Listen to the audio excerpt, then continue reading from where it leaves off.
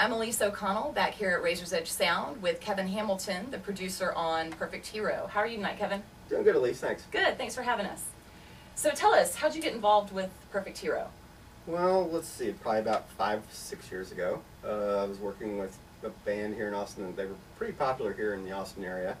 And there was a guitar player in the group that was friends with Corey.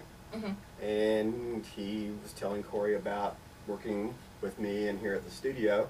And basically everything just kind of fell in place when Corey started writing some stuff, some new songs and things like that. So what was it about this project that was interesting to you to make you say, yes, I'd like to work with you on this?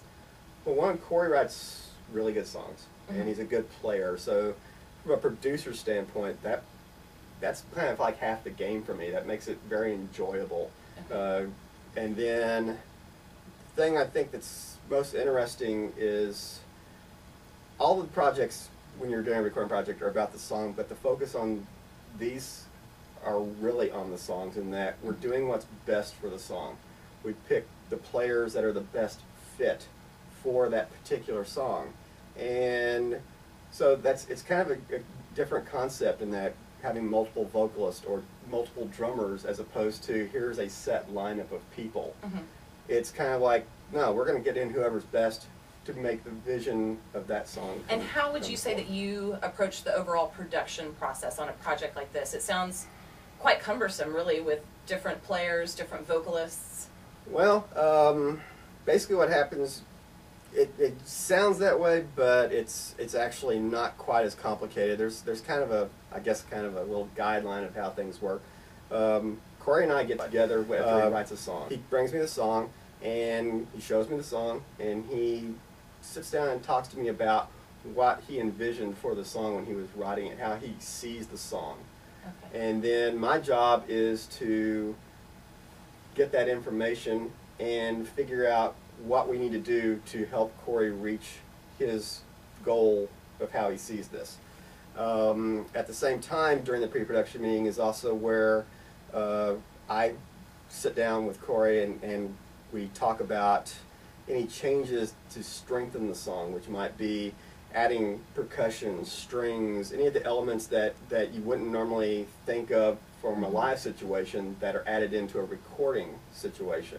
Also, we might make changes to the song to strengthen it. Like there's sometimes Corey will have a part that I think sounds really cool, but it'll go very short and I'll be thinking, wow, I'd love to hear this some more. Oh wait, we could add this on top of that. So after we finish the pre-production process and we know what we're doing to the song, the next thing that happens is, now on this project, this is something that we did, or I did, that doesn't always happen on a project. But basically I wrote drum charts, which is I basically tell the player exactly what needs to be played because it all had to make sense downstream from his point on. His parts needed to lock to other parts. His drum parts affect guitar parts and bass parts and string parts. Once I got the charts written for him, then yeah, we basically brought in a session drummer for this. Got him tracked. After that, we tracked the bass.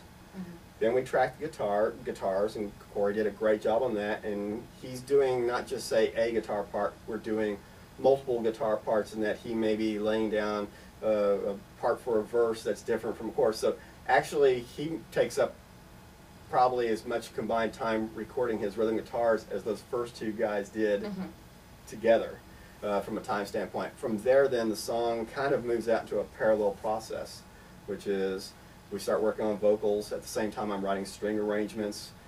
We're recording lead guitars. We're tracking anything else, whether it's backing vocals, percussion, all that stuff's what happens.